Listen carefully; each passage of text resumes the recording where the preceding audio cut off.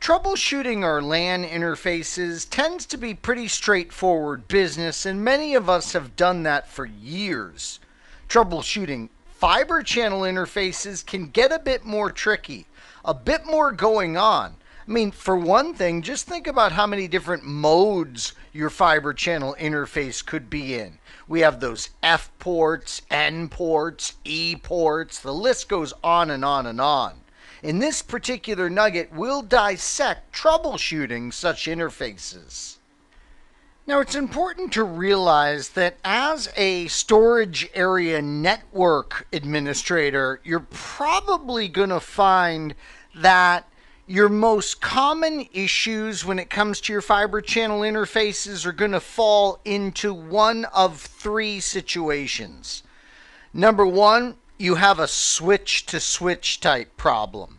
These problems can result in the isolation of a port or virtual storage area network because of incorrect parameters or settings on your inner switch link or your virtual storage area network itself.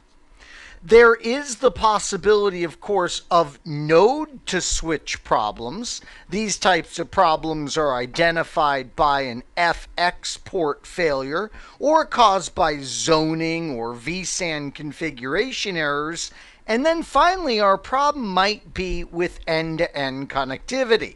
These types of problems typically include things like misconfigured vSAN memberships, vSAN trunking, or maybe even your zoning configuration.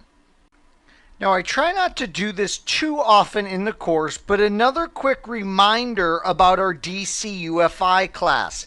This might be a good time for you to go in and take a look at the nuggets involving like fiber channel, for instance, and refreshing on fiber channel technology should you need to.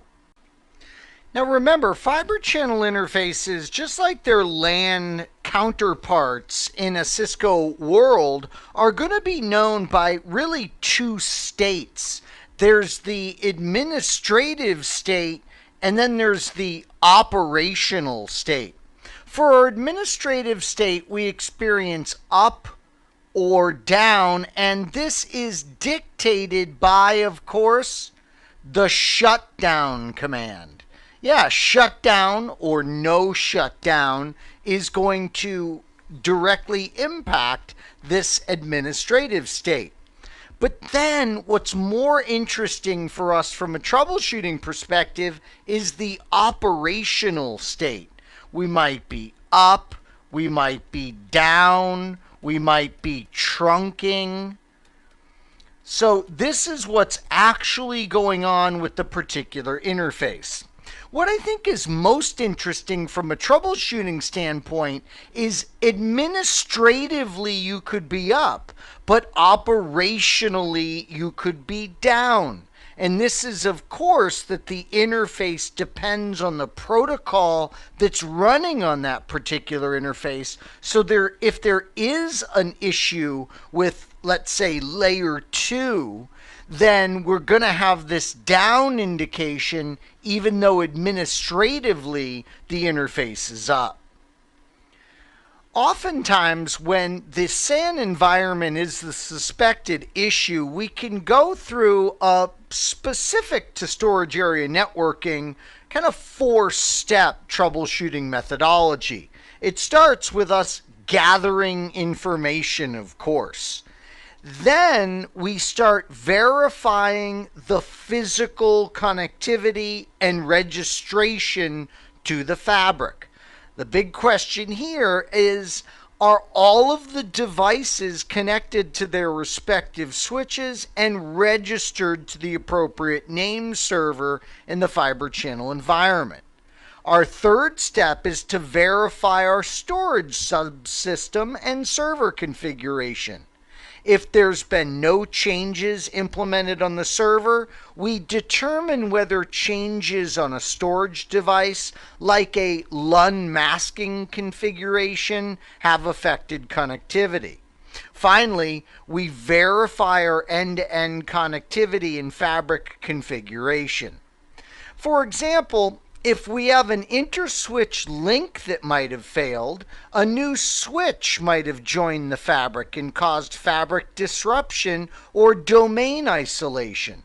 The name server might not have been synchronized, or we may have a zone configuration that has changed. Now, it's really funny because the fundamental command that we're going to use inside the local area network environment is show interface brief. We absolutely love this command, and that same thing is going to apply on the SAN side of the house.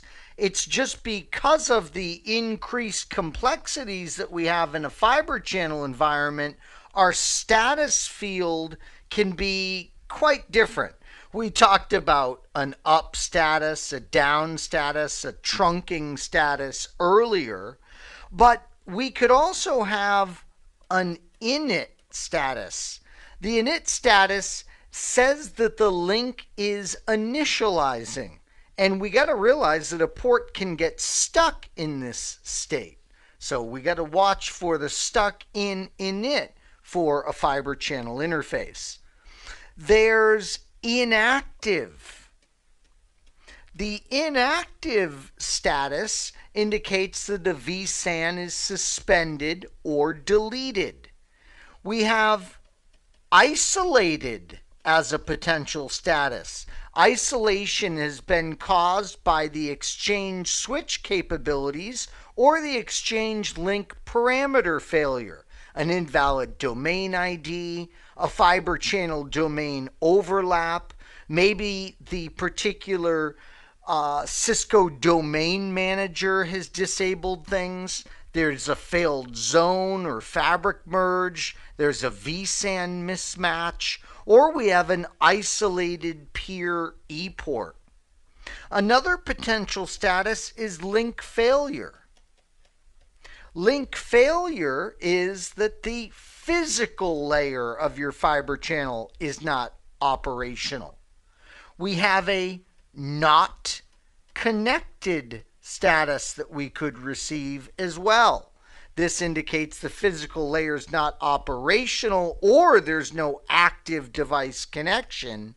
And then as you can see from this output here, we have SFP absent. This indicates, of course, that the small form factor pluggable transceiver is not present inside the particular physical port.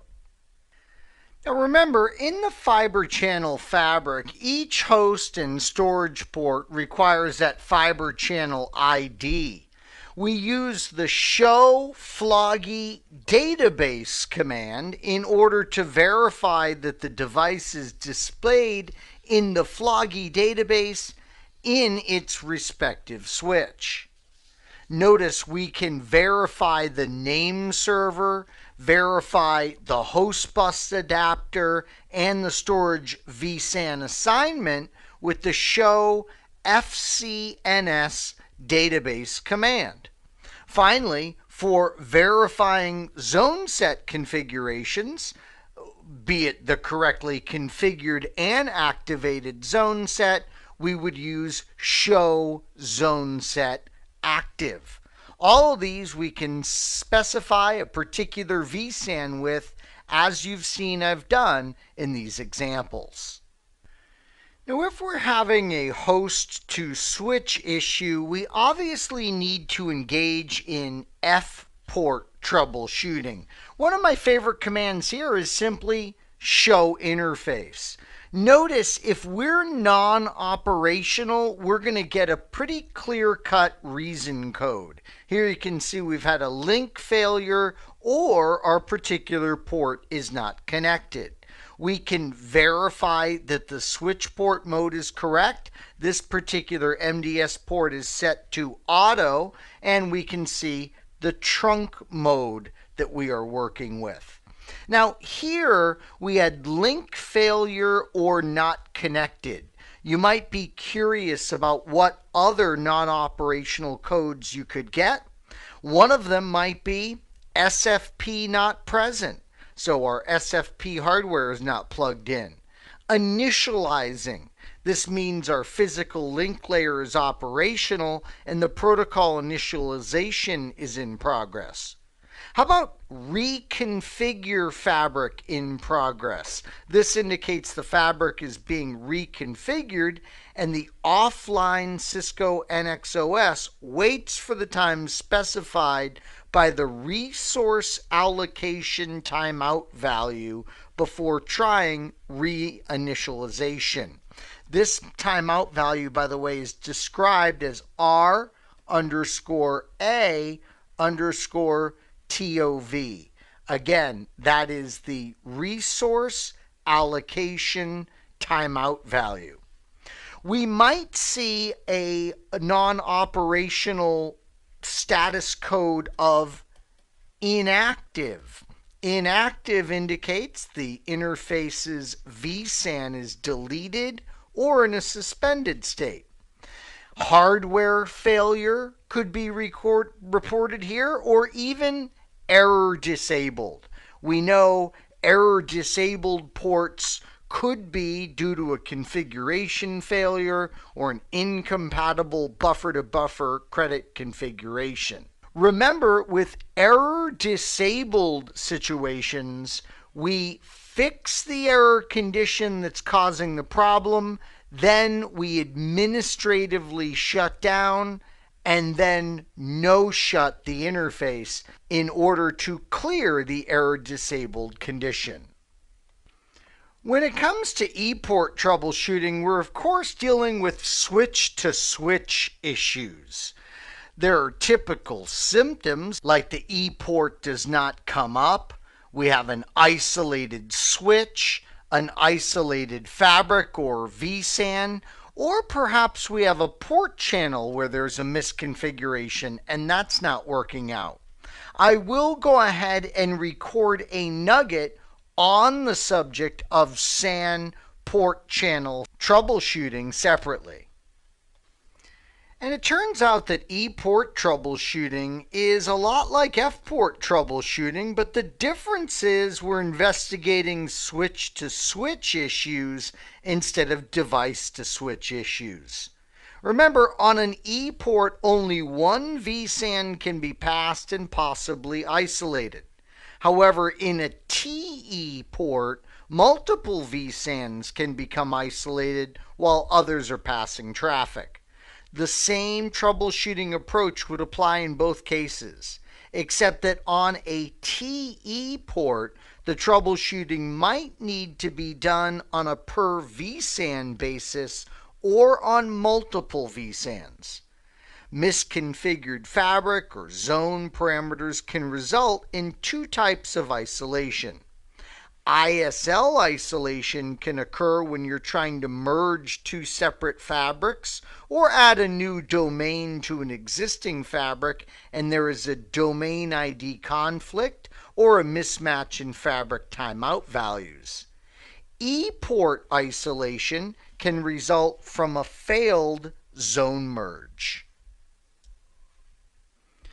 In fact, it turns out that the zone merge failure is really just one potential problem with ePort isolation. You see, we could have port configurations settings like speed and port mode that can help prevent our ISL from achieving initialization. We could have a port vSAN mismatch. This mismatch in the vSAN configuration can result in the ePort isolation as well. A domain overlap. As a switch attempts to join a fabric, it becomes isolated if its configured domain ID is already in use. And finally, we could have a good old-fashioned invalid fabric reconfiguration. Maybe it's timeout values that don't match. This causes one switch to isolate itself from the neighboring switch. Commands that you would utilize in such a situation would be, of course, like show interface, show FC timer, and show port internal info interface and then go ahead and specify your specific fiber channel interface that you are troubleshooting. Now, let's wrap up this particular nugget with a tales from the trenches. And obviously, a lot can go wrong in the MDS fiber channel type environment. We'll talk more MDS specific troubleshooting in a later nugget. But let me just tell you about a document that I've placed in the Nugget Lab files for you. And it is this document here, which is troubleshooting, a specific troubleshooting guide. Now notice this is for SAN OS, but that's not really all that relevant for us. Even though we're dealing with the Nexus operating system on the MDS today, the problems that they mention are not specific to the SAN OS. If you scroll down in this document, you're going to notice an entire section on right here, troubleshooting ports. So I want you to go ahead and take a look at this section of this document because it's going to give even more details. A lot of overlap, of course, with what I spoke with you about in this particular nugget, but even more details on the types of issues that we can have with our ports on a storage-based Cisco piece of equipment. I think you're really going to enjoy this document, and as I said, while a bit dated, still contains very relevant information for our troubleshooting in today's environment. So in this particular nugget, our focus was on the troubleshooting of fiber channel ports. We're going to pick up where we left off in this nugget in a future nugget entitled Troubleshooting SAN Port Channels, because we've got some specifics to discuss there with you as well. I sure hope this nugget was informative for you, and I'd like to thank you for viewing.